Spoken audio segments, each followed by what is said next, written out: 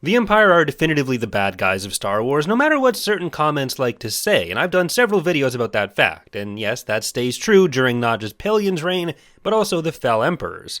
But just because they're the bad guys doesn't mean that sometimes the other guys aren't also the bad guys. So today we're flipping the script a bit, and we're going to talk about one of the worst leaders the New Republic had to offer. The Rebel Alliance was united by one primary goal: overthrowing the Empire. Behind that was of course the idea that they would be restoring the Republic, but while this goal tended to fully exclude card-carrying members of the former Confederacy, unless of course they were willing to renounce that former allegiance, that still left room for people whose motivation for bringing down the Empire was to give themselves more power. And especially once the Rebel Alliance transitioned to the New Republic, even more of this type of leader were allowed to join, provided events on their planet didn't draw too much attention from the new central government. One of the most brutal characters in this vein is a Rodian known as Navic the Red, and to understand his position we have to go into some Rodian history, which there's surprisingly a decent bit of in the lore. The Rodians were organized into various clans, which, especially in the time before they joined the original Republic, engaged in a bunch of inter-clan wars. These wars were spurred in part because Rodian hunters had eventually hunted the most dangerous prey on the planet to extinction, leaving only other Rodians to compete with to prove their mettle in gladiatorial games. These then evolved in the darkest times into full-on wars of extinction between clans. The best hunters in a clan were called the Rinna, or Protector, with the best among them called the Chief Protector, or Sirinna. Over the thousands of years of these clan wars, peace was only ever achieved by the complete elimination of rival clans. The remaining clans grew more and more powerful until one, the Somai clan, was in a more powerful position than all others combined. Keep in mind, this is still before the time they joined the Republic. The chief of the Somai called himself the Intasirina, or Chief Protector, a position which denoted leadership of all Rodians regardless of clan, something which then changed hands between various clans over the generations, rarely peacefully, and never without liking this video and subscribing for more. When contact with the Republic was finally made, initially the Rodians thought it would be great, there was a whole new galaxy of beings to hunt. But the Chief Protector of the day realized two things. One was that there were probably more benefits to joining the Republic than there were to be realized by just turning it into a free-for-all hunting ground. Second was that the Republic could provide allies for weaker clans to oust the most powerful ones, so travel, immigration, and emigration had to be greatly restricted. The Rodians had a home defense fleet during this period in their early association with the Republic, but it was established more to keep Rodians in than other people out. And the Rodian gladiator games were established to find the best hunters, who would then be granted the right to leave the planet as part of the Goa Atso, or Grand Protector's Hunters Guild, beginning the tradition of Rodian bounty hunters in the galaxy. By the time of the Galactic Civil War, the Chief Protector was Navic the Red, so named because of a red birthmark and technically not because of all the people he was going to kill. He was a member of the Chatsa clan, who led his clan in the gladiator games organized under the prior Chief Protector about 17 years before the Battle of Yavin. His clan accused the opposing clan of cheating in the games, which had minimal rules aimed primarily just at preventing widespread war, wiping out yet more clans. Needless to say, this cheating allegation led to a massive clan war wiping out yet more clans, with Navic and the Chatsa emerging on top. Not satisfied with mere domination, Navic pursued his enemies to extinction, going farther than even prior Chief Protectors typically had.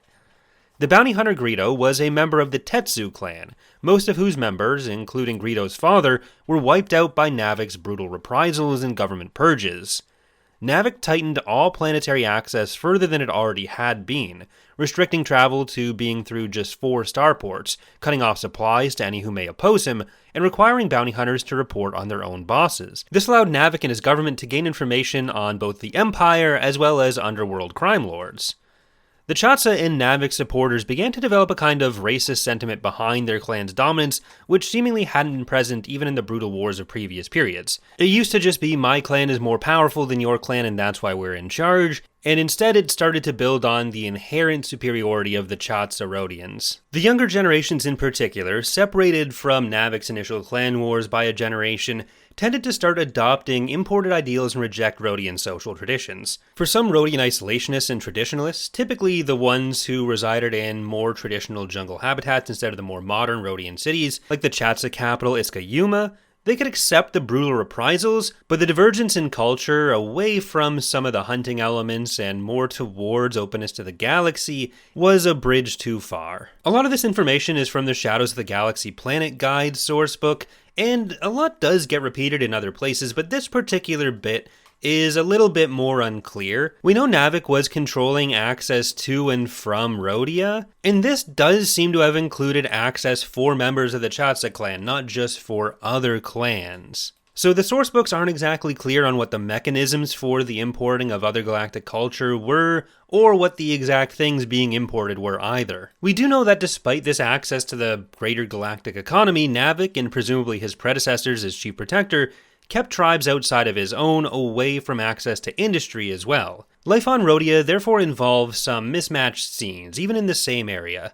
Quote, one dwelling may have a mere wood-burning stove and chemical lamps, while the next has a portable generator and internal power, end quote. Keep in mind that the dominant clan over the centuries did evolve, so one clan may have this kind of industrial access for a while and then lose it.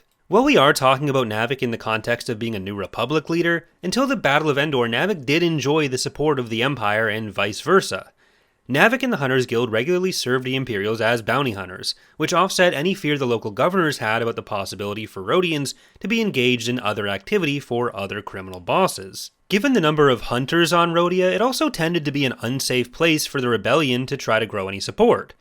Most Rodians considered Navic, being Grand Protector, as a greater threat to their lives than the Empire was, and the Empire was more than willing to let that continue as long as it didn't result in any armed resistance to themselves. This is a case study in something that probably wasn't particularly rare throughout the galaxy under the Empire's reign. The Empire could exploit or lean on local conflicts to allow themselves to maintain power. And in many of these places, this same dynamic seems to exist under the New Republic as well. Navic is granted further legitimacy and reinforced in his ability to stay in power by his connections with the Empire and then the New Republic. The Rodian home fleet, as we've already discussed, was mostly used to prevent other Rodians from leaving, and so it didn't pose a threat to the Empire, especially given that its primary vessels were older and smaller, like the light customs corvette produced by Rendili Star Drives, which the Rodians used in significant numbers under fairly specific modifications. Rodian activities under Navic weren't solely restricted to the planet, however. When Navic engaged in his purges of other clans, some members did manage to survive and escape the planet, but this didn't guarantee safety. The Tetsu clan of Greedo, mentioned earlier, did have several survivors who formed a community elsewhere in the galaxy before being hunted down by Navic and his agents. Other clans, like the Anyetsu, an ancient rival of the Chatsa, were not wiped out, but were kept isolated on their home islands. Rodia, as we've said, will go on to join the New Republic, but beyond his role as Chief Protector, Navic also became the planet's senator, something I'm willing to bet didn't involve a particularly democratic election. Not only did the New Republic not seem to hold any requirement for planetary leaders who commit atrocities on the scale of Navic's to be prosecuted, or at least barred from political office, but he'd also go on to be in some pretty important positions within the New Republic's government. And I think Navic's a situation where they could have made the case that Navic was acting in support of the Empire and with the support of the Empire. So this is a pretty clear example of the New Republic not having the political will to fix something that had been a problem not just under the Empire, but under the Republic before that. In my video on how the Star Wars Senate works, I went over a few other examples of stuff like this in the Republic period, like the situation on Malastare with the Grands and Dugs. And Navic wasn't just some random senator either. He went on to serve on the Advisory Council for Chief of State Borsk Phalia. This wasn't always an easy alliance, however. During the Yuzon Vong War, Navic, whose name is misspelled as Narek with an R in this particular appearance, criticizes Phalia for prioritizing the core and his own homeworld Bothawi's protection over other mid and outer rim worlds like his own. Navic does also try to criticize Leia at one point for being a human involved in the Empire's oppression of aliens, even though he was heavily involved in his own alien oppression at the time. Ultimately, he seems to just be allowed to go on doing exactly what he'd been doing for decades, and never faces any consequences for it. That's going to do it for today, though. I hope you've enjoyed this look at how horrible a member of the New Republic could be. Thank you for watching. Remember to leave a like and subscribe for more if you've enjoyed, and I hope to see you next time.